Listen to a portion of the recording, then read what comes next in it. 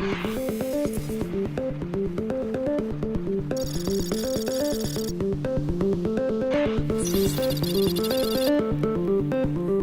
human foot is unique among mammals, the result of 4 million years of bioengineering. You think about this, what is your one attachment to Mother Earth all the time? Like, why do we need to wear shoes? Where have we forgotten the functionality of feet? For me, being barefoot is like my quick hack to just being connected with nature and present and in tune with what's going on around me.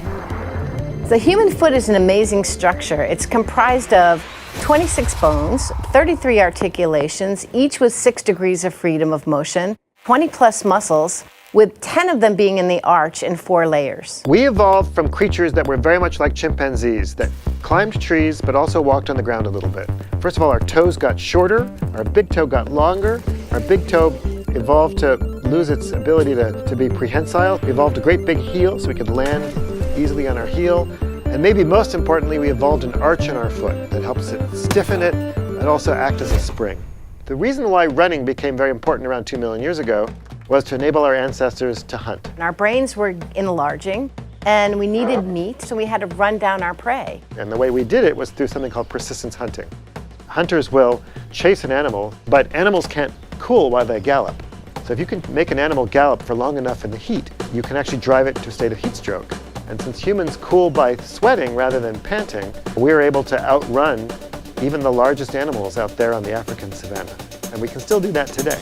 The foot is really very well designed by itself to withstand the loads of walking and running. It can move in many different ways. It allows it to be a rigid lever at times, it allows it to be a mobile adapter to uneven terrain at times, and to be spring-like and have spring-like characteristics. The truth is, for most of human existence, everyone was barefoot, until something happened around 40,000 years ago. You know, the creation of shoes was for a very simple reason. It was to protect our feet against elements that would damage them. People started to wear footwear about 40,000 years ago. We can assume that it were skins wrapped around the feet and also sandals made out of organic material. Heels were first worn exclusively by men, mainly by horsemen. The heel kept their feet in the stirrups so they would not fall off their horse and they would be stable in their saddle. Through history, people have worn shoes that deform their feet, and we only have to think about the Chinese lotus shoe. These feet were put in a shoe that was 6 to 7 centimeters long. When you're 6, 7 years old, you can still break the arch of your foot. It's like a plastic structure and you can mold it in the shape you want. Now we don't have to go back that far. If we look now in the shopping windows, we see a lot of shoes that do the same thing but in a less extreme way. So we took this really great purpose, protection, and then we turned it into something else. We turned it into fashion, we turned it into correction, we turned it into a lifestyle. Most modern shoes are rigid, pretty heavy, do not follow the shape of your own foot. Well, you don't really have a good feeling with the surface you're walking on. When you look at shod populations, people who have worn traditional shoes for years, you start to see a change in shape of their foot. You see a rigidity and a restriction in the natural movement. Most of the injuries I see in my office, including plantar fasciitis, stress fractures, Achilles tendonitis, I attribute to a disconnect that is created between the body and the ground, and I associate that with modern footwear. Experiments show that when you inhibit sensory information in the foot, people have problems maintaining stability and have problems maintaining balance. There's a reason, for example, that martial artists tend to go barefoot, right? They rely on that sensory information from their feet in order to maintain stability and balance in really demanding situations. Pointed toes and elevated heels have been popular for centuries, but around 50 years ago, a new type of shoe appeared that would revolutionize the footwear market. So a lot of the changes that we associate with traditional shoes, cushion, heel-toe drop, we can actually accredit back to the running boom in the 1970s. Bill Bowerman's designs were driven by observing athletes and designing product for performance. Bowerman was building shoes long before Nike, even before Phil Knight, the other co-founder of Nike, came along. He wrote a book called Jogging. That book helped start the whole running movement in the US. people were coming to Bowerman wanting to learn how to run, learn how to jog. A lot of those people that hadn't done that before started having problems with their Achilles tendon and their calf. Bowerman decided upon a half-inch heel lift based on what doctors were telling him. It was because they were trying to accommodate people that had worn dress shoes all their life. It wasn't from the athletes, it was more from the general public that needed a product that they could wear without discomfort. Beyond that, they started adding a counter, they started adding arch support. So they're adding Band-Aids to the effect of creating a problem with the heel. When you put your foot in a cushioned shoe, it's the same as putting your butt in a cushioned sofa.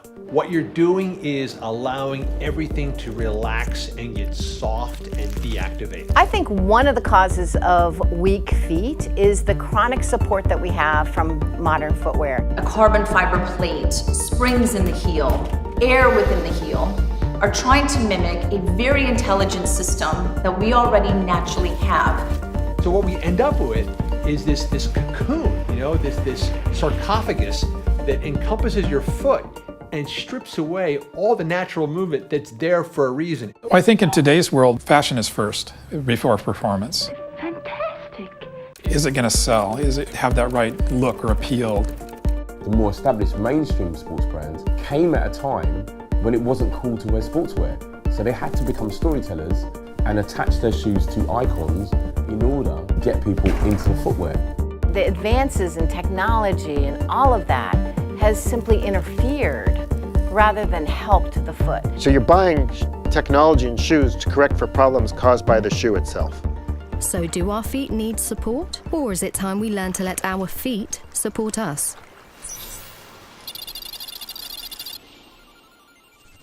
An impulse sent from neurons in the toe is chemically identical to an impulse sent from neurons in the nose. Your feet are riddled with sensory neurons. This makes perfect sense because in an evolutionary environment, you want to know exactly what you're stepping on. Is it hot? Is it cold? Is it sharp? Is it detecting any kind of danger? I believe that children should be barefoot as long as possible because this is when they are in their peak window of what's called neuroplasticity or brain and nervous system development. I don't think any kid wants to wear shoes. Just kind of, they hate having to tie the laces, they hate having to put them on, they hate having to take them off. No. We're living longer, which is a good thing. But one of the big risks as we get older is falling. It's a very simple thing, but people aren't talking to the elderly about their feet. It's quite intuitive. Bring them closer to the ground and their balance improves. I definitely think that we would all benefit if we transitioned our footwear to more minimal footwear. And we just published a study showing that foot muscles in the arch get stronger when you simply walk in minimal shoes. Running barefoot is a skill just like swimming. You don't just jump into the pool and think, okay, I'm going to master swimming this afternoon and I'll be good to go. Then I'm going to swim the English Channel.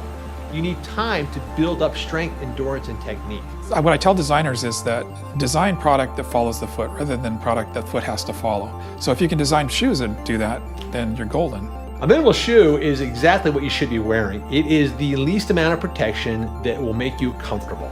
If people can realize that they can just strip away all this unnecessary junk and that they will immediately feel the benefits of it, that hopefully is the best message for our future.